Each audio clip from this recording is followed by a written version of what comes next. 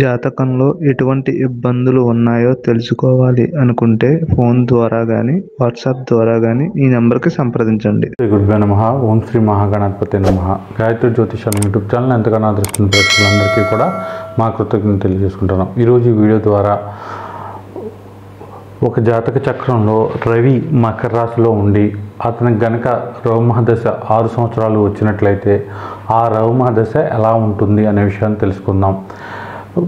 రవి ఒక వ్యక్తి యొక్క జీవితంలో తన హోదాని, తన హుందాతనాన్ని, తన ఆత్మగౌరవాన్ని, అలాగే తనకి తండ్రికి ఉండే రిలేషన్ని, తండ్రి యొక్క స్థితిని, ఆ తండ్రి కోటీశ్వరుడా లేకపోతే తండ్రికి ఇతనికి మధ్య ఎలాంటి రిలేషన్స్ ఉంటాయి, తండ్రి ఎంతవరకు ఇతనికి సపోర్ట్ చేస్తాడు, ఇలాంటి విషయాలు ఎక్కువగా రవికి సంబంధించినవిగా ఉంటాయన్నమాట. మన శరీరంలో హార్టు, అలాగే హీటు, బాడీలో బ్లడ్ సర్క్యులేషన్, ఇవన్నీ కూడా రవికి సంబంధించినవిగా ఉంటాయన్నమాట. అయితే ఒక వ్యక్తి జీవితంలో ఈ రవిమహదశ వచ్చినప్పుడు ఆ రవి కనుక మకర రాశిలో ఉన్నట్లయితే కొంతవరకు 6 సంవత్సరాలు కూడా చెడు ఫలితాలే వచ్చే అవకాశం ఉంటుంది. అయితే ఏంటంటే ఎక్కువ శాతం రవిలో చంద్రుడు, రవిలో రాహు అంతర్దశ వచ్చినప్పుడు ఈ చెడు ఫలితాలు ఎక్కువగా ఉండే అవకాశం ఉంటుంది.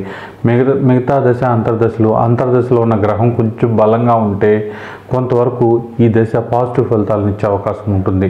రవిమహదశలో జనరల్గా ఎవరికైనా సరే మకర రాశిలో రవి ఉండి ఆ రవి ఉండడం వలన ఎలాంటి ఫలితాలు వస్తాయంటే ఆ రవి ఎక్కువగా ఉద్యోగాల మీద, వ్యాపారాల మీద దెబ్బ కొడతాడనమాట. సడన్గా అతను ఉద్యోగాన్ని కోల్పోవడం, లేదా ఆ దశలో ఆ ఉద్యోగంలో ట్రాన్స్ఫర్లు కానీ, వేరే చోటుకు వెళ్ళడం కానీ ఒక ప్రశాంతత లేకుండా ఉంటుందన్నమాట.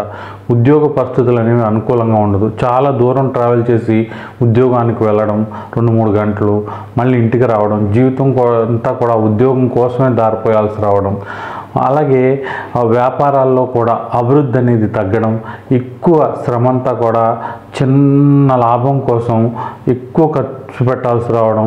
అంటే మనం 100 రూపాయలు పెడితే 2 రూపాయలు లాభం వస్తుంది, 102 రూపాయలు. ఆ 2 రూపాయల కోసం 100 రూపాయలు పెట్టుబడి పెట్టాల్సి రావడం, ఇది తప్ప ఇంకో దారి కనపడకపోవడం, ఇలాంటి పరిస్థితులు అనేవి ఈ రవిమహదశలో వచ్చే అవకాశం ఉంటుంది. అయితే ఈ రవిమహదశ కనుక ఒక వ్యక్తి జీవితంలో 1 నుంచి 12 సంవత్సరాల మధ్యన వచ్చినట్లయితే ఇతనికి ఈ పీరియడ్లో చదువు మీద అంత ఆసక్తిగా ఉండదన్నమాట. చాలా అల్లరి చేస్తూ ఉంటాడు.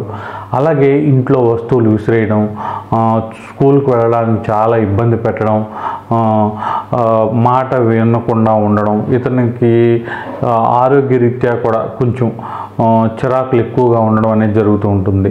అలా కాకుండా వ్యక్తి జీవితంలో ఈ రవిమహదశ అనేది 12 సంవత్సరాల నుంచి 25 సంవత్సరాల మధ్య వచ్చినప్పుడు ఈ ఎక్కువ శాతం మకర రాశి ప్రభావం ఉండి శని ప్రభావం కూడా రవి మీద ఉండడం వలన కొంతవరకు ఓ టార్గెట్ లేకుండా ఇంట్లో చదువుతున్నాడంటే చదువుతున్నాడు, వెళ్తున్నాడంటే వెళ్తున్నాడు, చదువు తప్ప స్పోర్ట్స్ అనో లేకపోతే వేరే వాటి మీద ఆసక్తి ఉంటుంది. అందులో అన్న ఫుల్గా కాన్సన్ట్రేట్ చేస్తాడంటే అది కూడా కాకుండా ఆ స్పోర్ట్స్ నుంచి ఇతర అలవాట్లు, వేరే వాటి మీద దృష్టి పెట్టడం జరుగుతూ ఉంటుంది. తల్లిదండ్రులకు కూడా చాలా ఇతని వల్ల ఇబ్బంది కలిగే అవకాశం ఉంటుందన్నమాట. ఇక ఈ రవిమహదశ కనుక 25 సంవత్సరాల నుంచి 45 సంవత్సరాల మధ్య వచ్చినట్లయితే ఈ 6 సంవత్సరాల రవిమహ పీరియడ్లో కొంతవరకు ఈ ఉద్యోగాలలో కానీ, వ్యాపారాల్లో కానీ విపరీతమైన ఒడిదుడుకులు ఎదుర్కోవాల్సి వచ్చే అవకాశం ఉంటుంది. శారీరక శ్రమ కూడా ఉంటుంది. ఏదో చేస్తున్నామంటే ఉద్యోగం చేస్తున్నామంటే జీతం వస్తుంది, తర్వాత ఏంటి, ఒకవేళ ఈ ఉద్యోగం మానేస్తే ఎలా ఉంటుంది, ఒక లక్ష్యం లేకుండా, ఒక పద్ధతి లేకుండా ఏదో జీవితం గడుస్తుందంటే గడుస్తున్నట్టుగా ఈ రవిమహదశ ఉండే అవకాశం ఉంటుంది. ఇక ఈ రవిమహదశ అనేది 40 సంవత్సరాల నుంచి 60 సంవత్సరాల మధ్య వచ్చినట్లయితే ఆ వ్యక్తికి సంబంధించి ఆరోగ్య పరిస్థితులు కాస్త ఏదో ఒకటి ఇబ్బంది పెట్టే అవకాశం ఉంటుంది. పిల్లల పెళ్ళిళ్ళు కానివ్వండి, వాళ్ళకి సంబంధించిన సెటిల్మెంట్లకు సంబంధించి కానివ్వండి, అప్పులు చేయాల్సి రావడం, బ్యాంక్ లోన్స్ పెట్టాల్సి రావడం, వాళ్ళు ఎంత చేసినప్పటికీ కూడా వాళ్ళకి తృప్తి ఉండకపోవడం, ఇంకా నువ్వు ఏదో చేయాలి, ఇంకా ఏదో చేసి నాకు పెట్టాలి అన్నట్టుగా వాళ్ళు చూడడం అనేది ఈ వ్యక్తికి చాలా బాధ కలిగించే విధంగా ఉంటుందన్నమాట. కాబట్టి ఈ పీరియడ్లో ఎవరికైనా సరే ఇలా మకర రాశిలో రవి ఉంటే ఖచ్చితంగా రెమెడీస్ చేసుకోవడం చాలా మంచిది.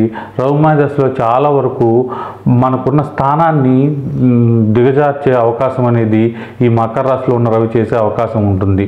ఇక అయితే మకర రాశిలో పుట్టిన వాళ్ళకి కామన్గా, మకర రాశిలో రవి ఉన్న వాళ్ళకి కామన్గా ఇదే ఫలితాలు వచ్చినప్పటికీ కూడా ఉన్న నక్షత్రాన్ని బట్టి కొంతవరకు ఫలితాలు తగ్గడం పెరగడం అనే అవకాశం ఉంటుంది. మకర రాశిలో ఉన్న ఉత్తరాషాఢ 2, 3, 4 పాదాల్లో గనక ఈ రవి వచ్చినట్లయితే, రవిమాదశ వచ్చినట్లయితే కొంతవరకు రవి నక్షత్రం కాబట్టి వీళ్ళకి ఇబ్బందులు అనేవి తాత్కాలికంగానే ఉంటాయి తప్ప బాగా భరించలేనట్టుగా ఉండవు అన్నమాట. వాటి కోసం శ్రమ ఉంటుంది, కష్టపడాల్సి వస్తుంది, భయం ఉంటుంది.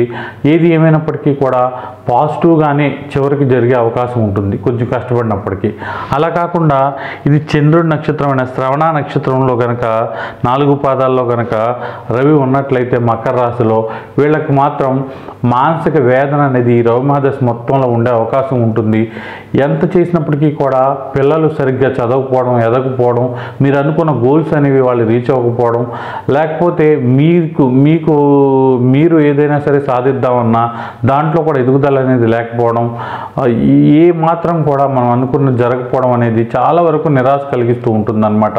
ఎక్కడ పెట్టిన పనులు అక్కడే ఉండడం, ముందుకు వెళ్ళకపోవడం అనేది చాలా చిరాకు కలిగిస్తూ ఉంటుంది. ఇక రవిమాదశ అనేది ధనిష్ట నక్షత్రంలో రవి ఉన్నప్పుడు వచ్చినట్లయితే, ధనిష్ట నక్షత్రంలో రవి ఉండి రవిమాదశ వచ్చినట్లయితే అది కుజుని నక్షత్రం కాబట్టి కొంతవరకు పాజిటివ్ రిజల్ట్స్ వచ్చినప్పటికీ కూడా అనవసరంగా గొడవలు, తగాదాలు, పరిస్థితులు, అలా ఆటంకాలు, ఈ రవిమాదశ అంతా కూడా చిరాకుగా వ్యాపార స్థలంలో కానివ్వండి, ఉద్యోగ స్థలంలో కానివ్వండి, పర్సనల్ లైఫ్లో కానివ్వండి, మనం ఏమీ చేయకుండానే శత్రువులు ఎక్కువ అవ్వడం, ఏ వ్యాపారము ఉద్యోగం కూడా వచ్చిన డబ్బులు వచ్చినట్టుగానే ఖర్చు అయిపోవడం, ఎక్కువ దాచుకుంటా కుదరకపోవడం, ఇలాంటి ఫలితాలు వచ్చే అవకాశం ఉంటుందన్నమాట.